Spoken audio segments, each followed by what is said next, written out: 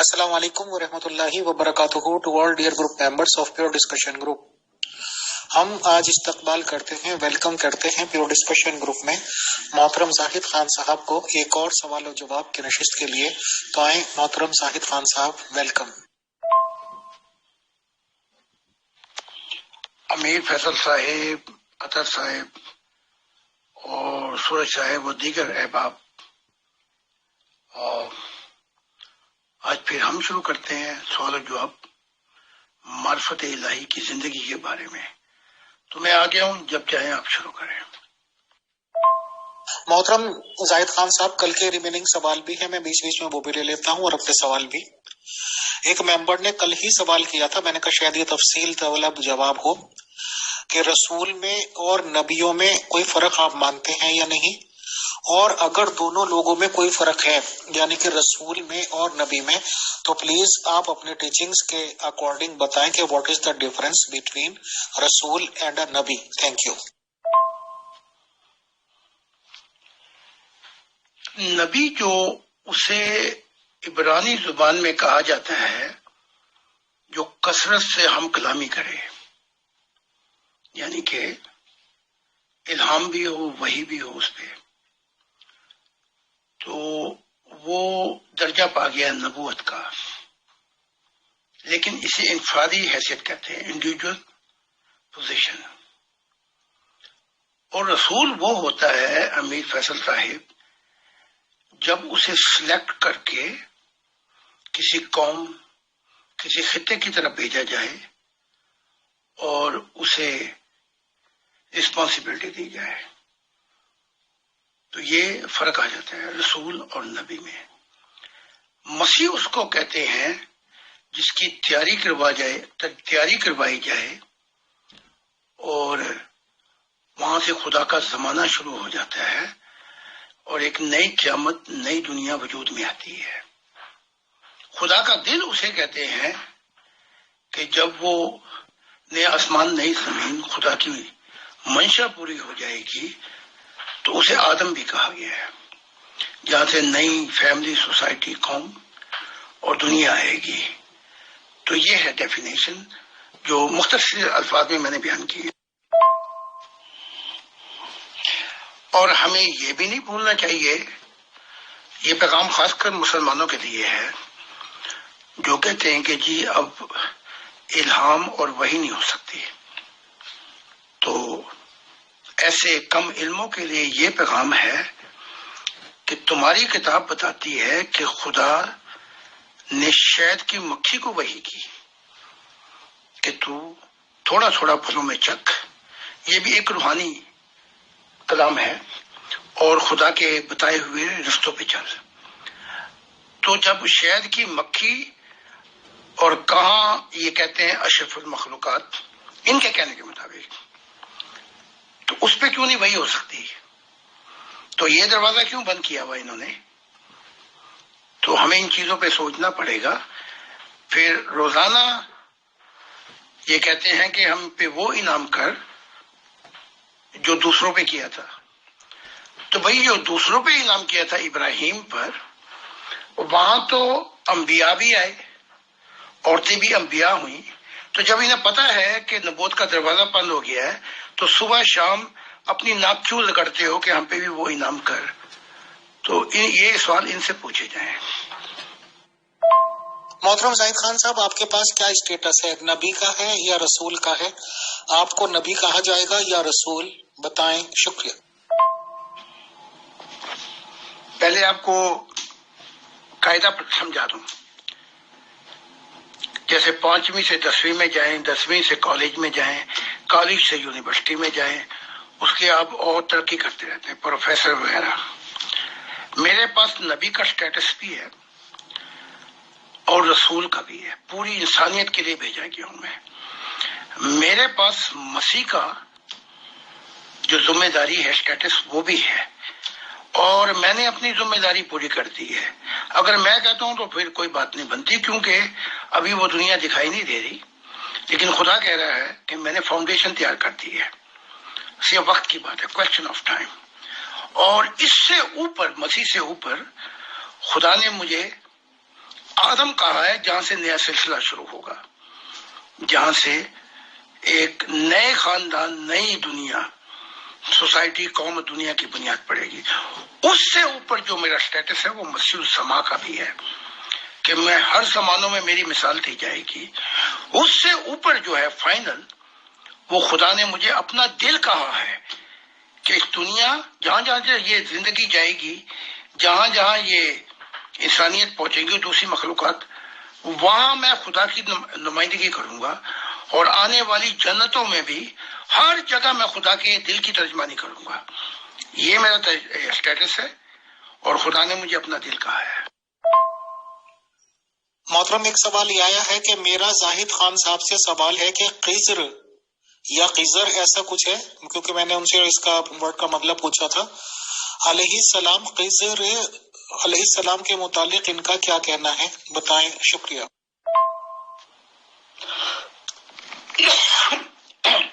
آئندہ ان سے کہیں کہ سوال بول کے کریں، یہ رومن اردو میری سمجھ میں نہیں آتی۔ اچھا، اگر سوال یہی ہے کہ خضر صاحب کا کیا مقام ہے، تو خضر جو ہے وہ نبی نہیں ہے۔ دوسری کتابیں چاہے جو کہیں، میں اس سے مل چکا ہوں، یہ جو خضر صاحب ہے، تو ان کا مقام ایک غوث کا مقام تو ہو سکتا ہے، نبی کا مقام نہیں ہے۔ اس لیے جب موسیٰ کی اس کے ساتھ ملاقات ہوئی، خضر کے ساتھ، تو اس کے پاس جو علم تھا وہ مذہبی علم نہیں تھا، شریعتی علم نہیں تھا، اور اس کے پاس وہ علم تھا جو خدا نے اس کو دیا تھا، یعنی کہ مستقبل کے بارے میں دیکھ لیتا تھا یہ شخص۔ لیکن غیب کا علم کسی کے پاس بھی نہیں ہے، چاہے وہ نبی ہو، رسول ہو، کوئی بھی ہو، کسی کائنات میں غیب کا جو علم ہے وہ صرف خدا کو ہے۔ تو یہ ہے فرق۔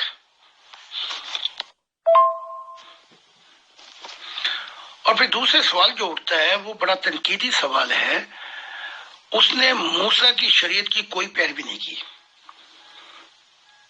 نہ ہی اس نے عیسیٰ کی تعلیمات کی کوئی پیروی کی، اور نہ ہی اس نے ابھی تک اسلام کی جو شریعت ہے یا مذہب اس کی پیروی کی۔ تو اب آ کے خضر پہ بوجھ پڑا ہے کہ اگر وہ چاہتا ہے کہ آگے جائے تو اسے اس میثاق کے تحت، چاہے وہ کوئی غوث ہو، کوئی مجدد ہو، کوئی ابدال ہو، کتب ہو، نبی ہو، مسیح ہو، انہیں اس تعلیمات کے اوپر عہد کرنا پڑے گا، ورنہ ایسے لوگ آگے نہیں جا سکتے، اور آہستہ آہستہ ان کی پھونک نکلتے نکلتے یہ نیچے چلے جائیں گے۔ یہ ہے جو میں نے تفصیل آپ کے سامنے رکھ دی ہے۔ محترم زاہد خان صاحب، ایک سوال یہ آیا ہے کہ آب حیات کے ریگارڈنگ آپ کا کیا کانسیپٹ ہے، بتائیں، ریگارڈنگ آب حیات۔ اس میں ایک ایڈیشنل سوال آیا ہے کہ آب حیات کا دیدار کیا زاہد خان صاحب محترم کر چکے ہیں یا نہیں؟ مختلف انبیاء نے مختصر الفاظ میں بیان کیا ہے۔ پہلے میں آپ کو سمجھا دوں تاکہ بات سمجھ آ جائے۔ جیسے قرآن کہتا ہے ظلمت الی النور، خدا کی ذات جو ہے ان لوگوں کو جو روشنی میں آنا چاہتی ہے اندھیروں سے نکال کے روشنی میں لاتا ہے۔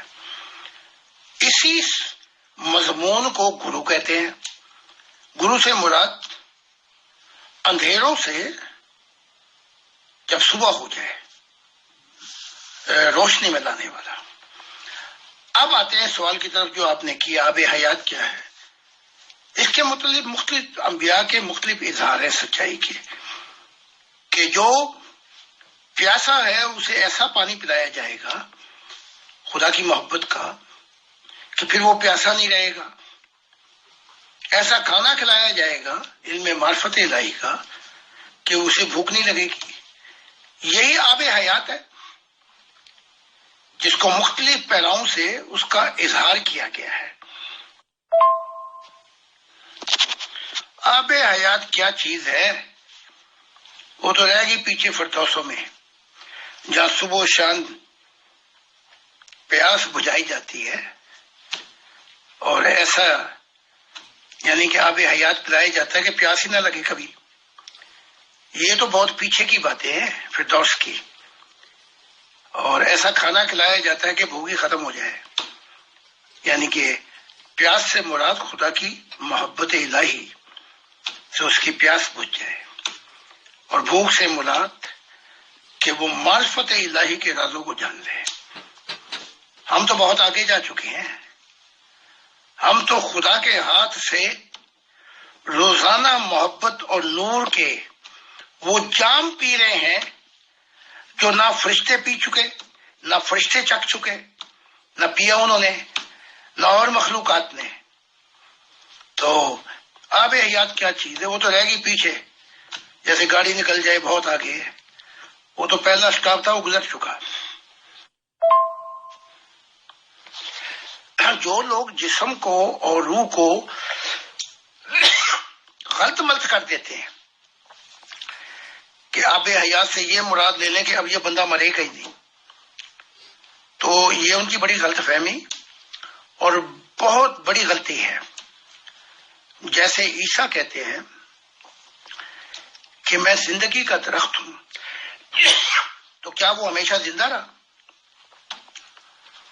بالکل نہیں رہا۔ میں نے اس کو روح کی دنیا میں دیکھا ہے، مر گیا 120 سال کی عمر میں۔ تو اگر وہ کہے میں انگور کا درخت ہوں تو کیا وہ ہمیشہ زندہ رہا؟ خدا کی اس میں تھا، وہ تو چلا گیا۔ تو ایسی باتیں کرنا اور غلط ملک استعمال کر دینا، یہ یہوہ سوئٹنس ہے، یہوہ وٹنس، وہ ایسی باتیں کرتے ہیں کہ اگر وہ پھل نہ کھاتا تو ہمیشہ کے لیے آب حیات پی لیتا۔ یہ ان تعلیمات کو درست کرنے کے لیے میں آیا ہوں، اس لیے مذہب کے لوگ مجھ سے نفرت کرتے ہیں اور میرے خلاف ہے۔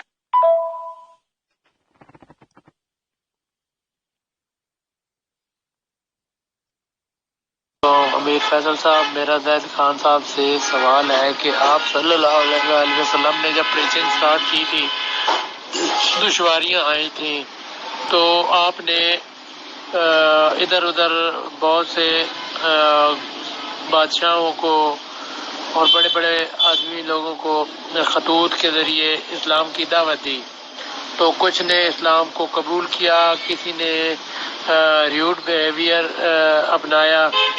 تو زید خان صاحب نے کس کس بادشاہ کو، کس کس سلطنت میں، مطلب کس کس کنٹری کے ہیڈ کو یا بڑے آدمی لوگ کو قائل کیا، خطوط لکھے؟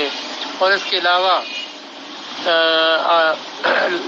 میرے پچھلے سوال میں زید خان صاحب نے کہا تھا کہ پاکستان اور انڈیا اور دیگر ممالک میں قصائی بیٹھے ہیں جو بندے کو حلال کر دیں گے، مار دیں گے پریچنگ پہ۔ تو آپ پیور اللہ تعالیٰ پہ یقین رکھتے ہیں، تو اللہ تعالیٰ نے آپ کے ذمے کام لگایا، تو آپ اگر پاکستان سے تھے تو انڈیا چلے جاتے، انڈیا میں اگر اللہ پہ بھروسہ تھا تو یہ پریچنگ شروع کر دیتے۔ تو کون مارنے والا تھا؟ اللہ جس کو بچائے اس کو کون مارے؟ تو یہ ذرا اب بتائیے گا۔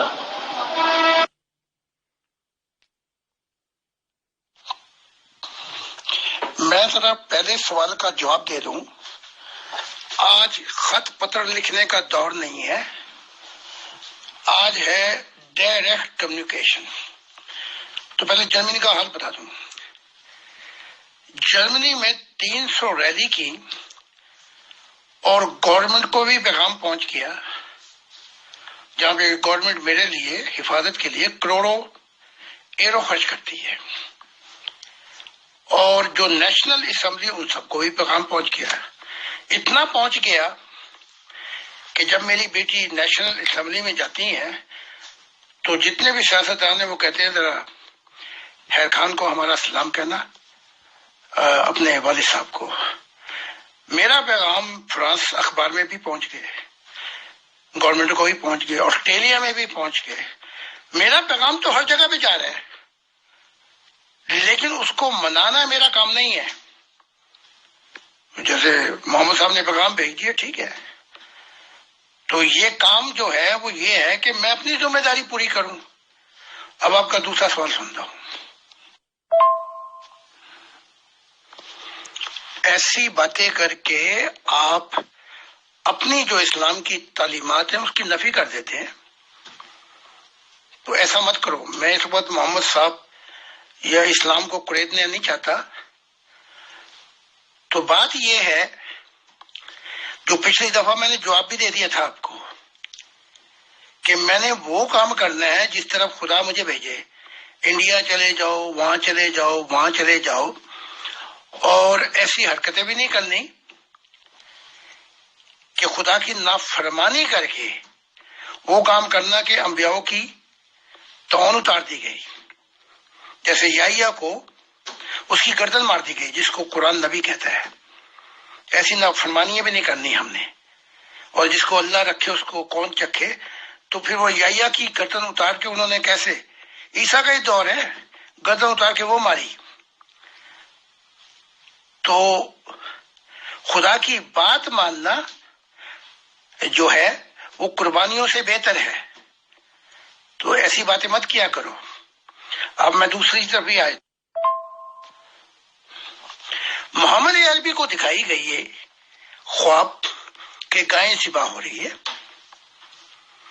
تو آپ نے کہا کہ اس سے مراد یہ ہے کہ ہمارا نقصان ہوگا، یعنی کہ دکھایا جا رہا ہے روایہ، خواب دکھائی جا رہی ہے سچی، ہمارا نقصان ہوگا، تو ہم وہاں نہ جائیں باہر، بلکہ یہیں اندر رہ کے مقابلے بازی کریں، یعنی کہ جو جنگ ہوگی جو مسلط کی گئی ہے کفار کی۔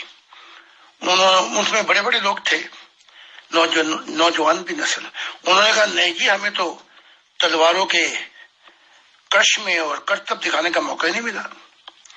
اس کے بعد محمد صلی اللہ علیہ وسلم چلے گئے اور وہ لباس پہن لیا جنگ کا، تو پھر یہ پچھتائے، کہنے لگے کہ جی اچھا ہم وہی بات کرتے ہیں جو آپ نے کہی تھی کہ ہم نہیں کرتے۔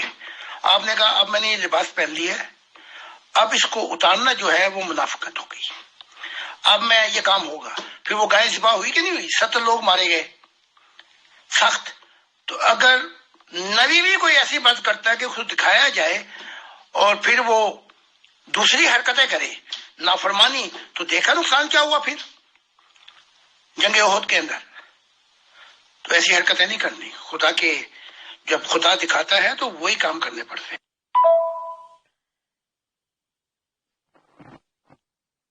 السلام علیکم رحمۃ اللہ وبرکاتہ۔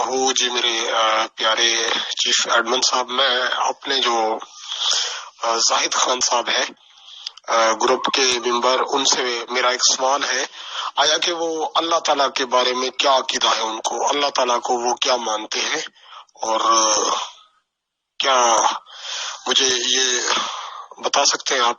بہت شکریہ آپ کی محبت کا، شکریہ۔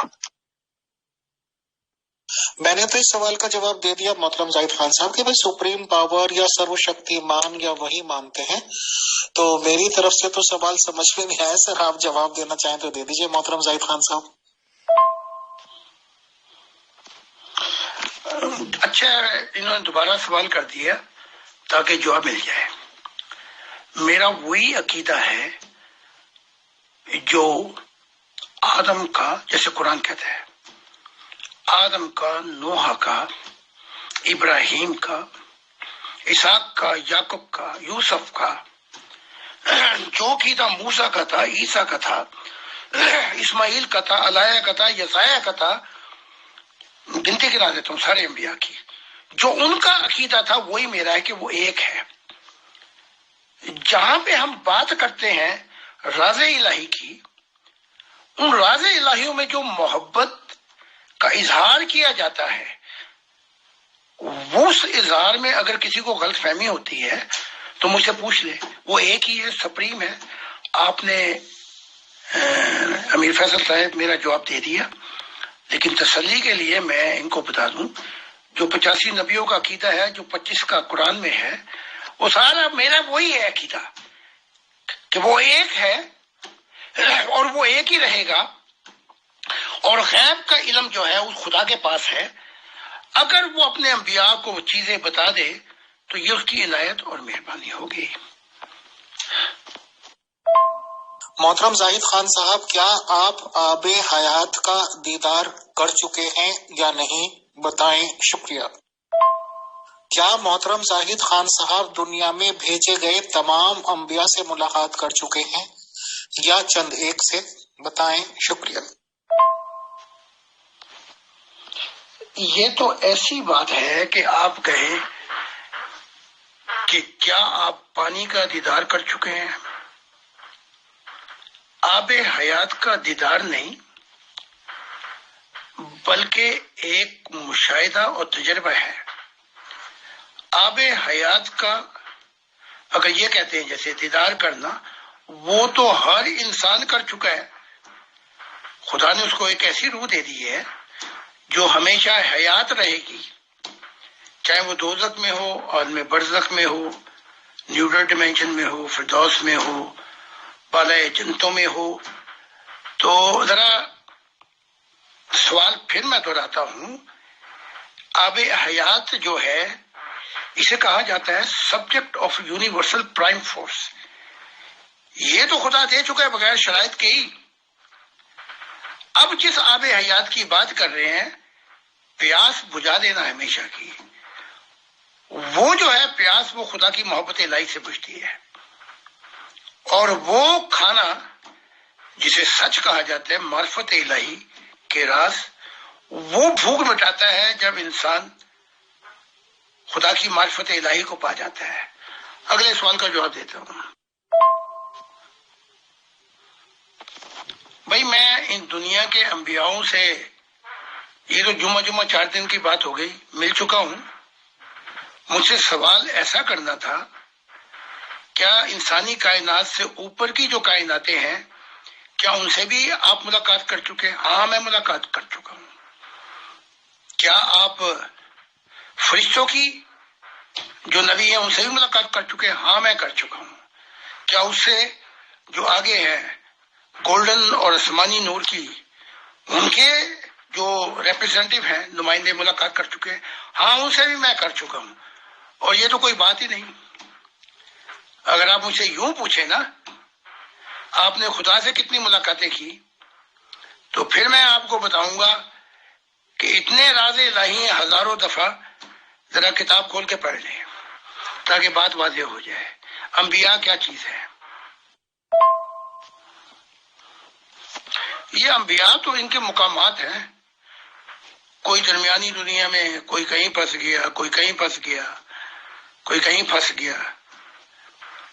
میں جب لامکاں سے میں نے بات کر لی، یعنی کہ انسانی کائنات سے بھی محاورہ، فرشتوں سے بھی محاورہ، سب جہانوں سے محاورہ، تو یہ نبی کیا چیز ہے گئی؟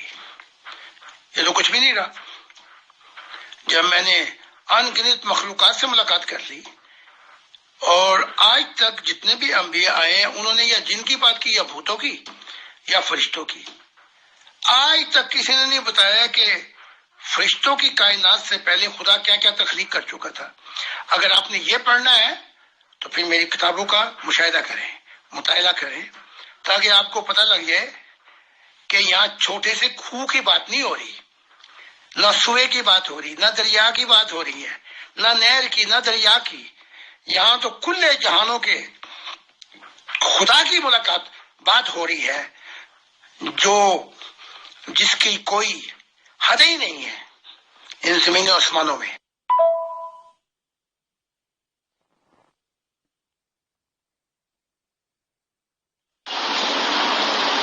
زاہد جی سے سوال ہے کہ دوسری تیسری شادی کے بارے میں آپ کی کیا رائے ہے؟ کیونکہ اسلام میں کہتے ہیں کہ زیادہ شادیاں جو کرنی ہے سنت ہے، ثواب ہے، تو آپ کیا کہتے ہیں اس کے بارے میں؟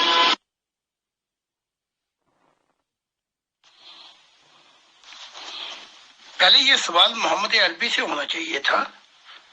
اگر قرآن 4 شادیوں کی اجازت دیتا ہے تو محمد رسول اللہ نے اس سے تجاوز کیوں کی؟ یا وہ یہ کہتے ہیں کہ یہ میرے لیے خاص ہے. دوسرے اس سوال کا جواب یہ ہوگا کہ فرشتے تو بالکل بھی شادی نہیں کرتے جنہوں نے شریعت دی ہے 4 کی یا محمد عربی کو اور زیادہ بیویاں کرنے کی. اور پھر دائیں مال کا اس میں تو کوئی لمٹ ہی نہیں ہے. جتنے بھی غلام لونڈی آئے ہیں سب پہ بسم اللہ کر کے چڑھ جاؤ.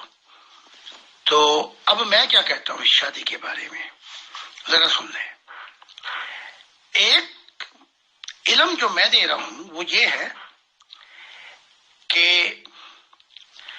آپ 1 یا 2 یا 3 یا 4 شادیاں کرنا چاہتے ہیں. میں نے تو نہیں روکا آپ کو، آپ کا قرآن آپ کو اجازت دے رہا ہے، لیکن یہاں معاملہ کچھ اور آ جاتا ہے.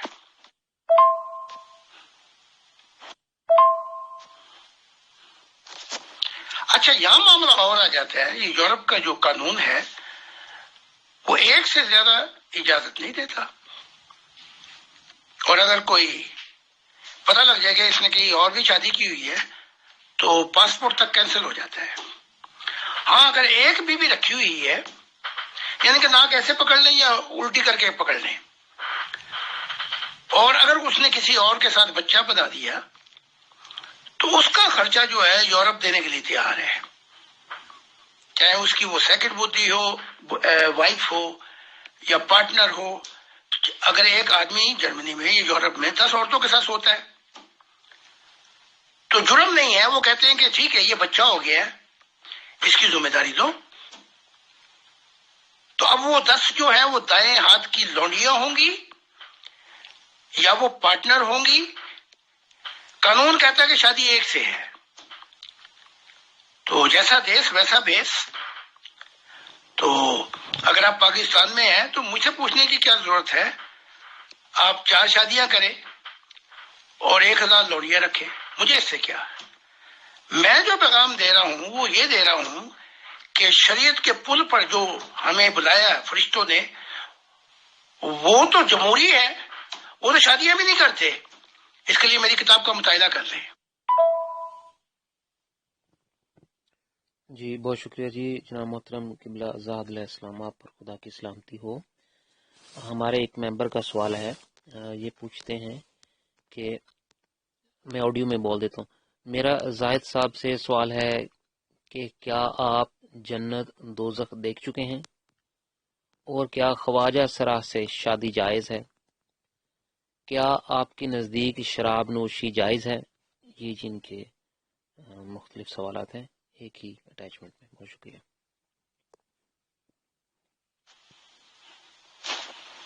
پہلے دوسرے سوال کا جواب دے دوں. خواجہ سرا کی بات میں بات ہوگی. کیا قرآن کی جو تعلیمات ہیں شراب نوشی حرام ہے؟ وہ کہیں جی ہاں حرام ہے. تو پھر سوال کیا جائے گا وہ جو 10 سال اسلام میں شراب نوشی ہوتی رہی وہ کس گنتی میں گنی جائے گی؟ پہلے تو اس سوال کو حل کر لیں. کیا خدا ایسا ہے کہ اس کو 10 سال بعد یاد آتا ہے کہ اب شراب نوشی کو حرام کیا جائے؟ یا محمد صاحب کی کوئی حکمت تھی کہ محمد صاحب نے اپنی حکمت استعمال کی 10 سال کے بعد اور کہا کہ یہ ممنون ہے؟ لیکن اللہ کی بات ہوتی تو اللہ تو پہلے ہی بتا دیتا دن سے کہ شراب حرام ہے. کیا خدا بھول گیا تھا 10 سال تک؟ تو اب جو ہمارے ماننے والے ہیں میں انہیں معرفت الہی کی جو تعلیم دی گئی ہے وہ دیتا ہوں. اب وہ یورپین ہے، اگر میں جھگڑے بازی میں پڑ جاؤں گا جی شراب حرام ہے، تو وہ جو اصل میں پیغام ہوگا، جو محکم تعلیمات ہیں، ان کا بھی بیڑا غرق ہو جائے گا. تو پھر یہ انبیاء جو پیتے آئے ہیں پیچھے، عیسیٰ، یہ نوح اور جو انبیاء ہیں، داؤد کتاب اٹھا کے دیکھ لے، وہ تو اتنی پیتا تھا تو پینے کے بغیر وہ گاتا بھی نہیں تھا. میں اپنے ماننے والوں کو بتاتا رہتا ہوں کہ ذاتی طور پر میں شراب کو اچھا نہیں سمجھتا، کیونکہ اس کے جو ہے منفی اثرات بہت زیادہ ہیں، اور اسے پی کے بدبو اور انسان جو اپنی ہوش میں نہیں رہتا. جب مجھے ایک ایسی شراب پلائی جا رہی ہے خدا کے حضور جو پی کر ہوش میں آ جائے جنتوں میں اور وجد میں آ جائے، تو مجھے کیا ضرورت ہے ایسی شراب پینے کی؟ تعلیمات دیتا ہوں لیکن ممنون میں کام نہیں کرتا. کہیں ایسا ہو خدا کا پیغام پیچھے رہ جائے اور اس اللہ دینیوں کے اندر سارا پیغام جو ہے وہ ضائع ہو جائے. تو حکمت جو ہے وہ اپنے کاموں سے پہچانی جاتی ہے. تو میں ان کو صاف بتا دیتا ہوں کہ خدا نے اس کو ممنون قرار نہیں دیا. چاہے کوئی اچھا سمجھے کوئی برا سمجھے، مجھے اس سے کیا. اچھا، اب آتے ہیں، اگر کوئی کسی فنکشن کے اوپر وہ میرے آگے رکھ بھی دی، ایک وقت گزرا ہے کہ بھائی آپ بھی پیے، تو تھوڑی سی چک کے میں نے چھوڑ دی، ان کو دے دیا. تو جو چیز حرام ہی نہیں ہے اور وہ مجھے آزمانے کے لیے بیٹھے ہوئے ہیں، تو ہمیں ایسی باتیں نہیں کرنی چاہیے، اس کو پیچھے کریں. خواجہ سرار سے شادی جائز ہے یا نہیں جائز ہے؟ یہ خواجہ سرار سے پوچھے جا کے، بھائی میں تیرے سے شادی کر سکتا ہوں؟ کیا تیری وہ چیز ہے جس سے میں شادی ہوتی ہے؟ یعنی کہ آدمی اور عورت میں ہے. آپ جانے، آپ کا خواجہ سرار جانے. تو یہ خواجہ سرار کی ذمہ داری وہ آپ کو بتائے گا کہ میری شادی ہو سکتی نہیں ہو سکتی، یا میرے پاس وہ چیز نہیں جو عورت کی ہے. اور اگر کوئی کہے مباشرت پیچھے سے کروں، جیسے لونڈے بازی ہے، اس کی سخت ممانعت کی گئی ہے. اپنا تورات میں، انجیل میں، تورات میں تو عذاب بھی آیا سادمن گمورہ پہ، سخت لونڈے بازی پر، اور عورت عورت سے پیار کرتی ہے.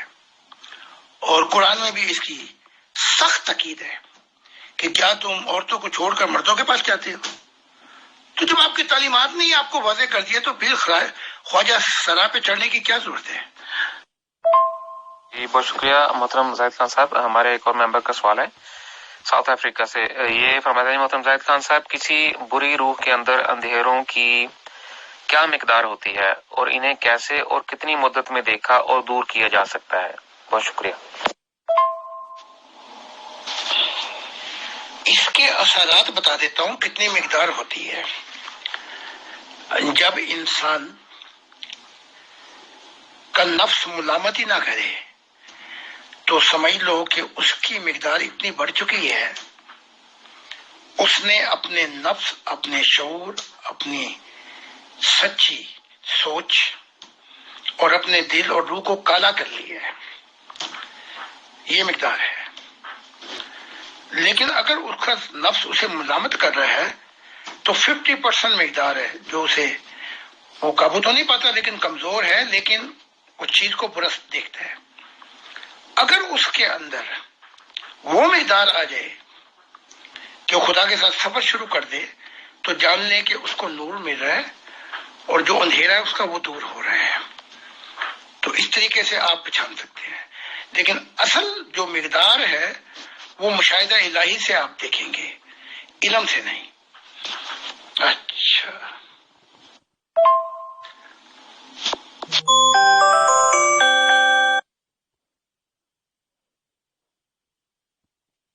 اچھا، یہ سوال بھی نامکمل رہے گا. جب یہ بیماری اتنی بڑھ جائے اندھیروں کی تو ایسے شخص کو پھر خواب بھی آنا بند ہو جاتے ہیں. کشف تو خیر بڑی دور کی بات ہے، یا روح نکلے اور پرواز کرے یہ تو اس سے بھی دور کی بات ہے. لیکن اگر روایہ میں دکھایا جا رہا ہے اس کو اور وہ اٹھ بیٹھے اور اس کو پیغام دیا جا رہا ہے کہ اپنے ابھی تو لال بتی کے پاس پہنچ گیا ہے، تو اگر وہ ان خوابوں پہ اپنی زندگی بدل لے تو سمجھ لو کہ اس کی مقدار کو گھٹایا جا رہا ہے. لیکن اگر خواب کا سلسلہ بھی بند ہو جائے، کشف تو خیر بڑی بات ہے، تو پھر یوں سمجھ لیں کہ اسے پھر حیوان کہا جائے گا. ہر جاندار حیوان ہے. انسان کو اس لیے انسان کہا جاتا ہے، اسے آدمی نہیں، میں انہیں آدمی کہتا ہوں، انسان جب کہا جاتا ہے جب وہ شعور میں آ جاتا ہے اس کی روح، اور اچھائی اور برائی میں تمیز کر کے ایسے مقام پر پہنچ جاتا ہے جہاں اس میں کشمکش جاری ہو جاتی ہے، تو یہ 50% ہو جائے گا. اس کے آگے جو ہے وہ پھر خدا کے ساتھ جو سفر ہے وہ اس کے نور آتا رہتا ہے اور جو اندھیرے رہ گئے ان کو دور کرتا رہتا ہے. تو اس کے لیے بھی ایک وقت چاہیے. بہت بہت شکریہ، بہت جزاک اللہ محترم زاہد خان صاحب، آپ نے کافی سوالوں کے جواب دیے. کافی سوالات ابھی ریمیننگ ہیں، انشاءاللہ نیکسٹ سیشن میں پھر آپ سے ملاقات ہوتی ہے، اسی وقت وہ کریں گے. بہت شکریہ، جزاک اللہ، thanks a lot.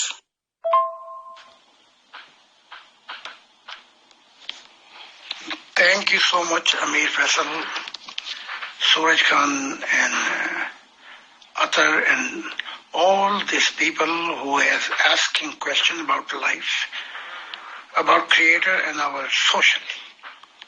God bless them. And I hope that we're going to see each other next time. And I wish you have a nice day and God bless you.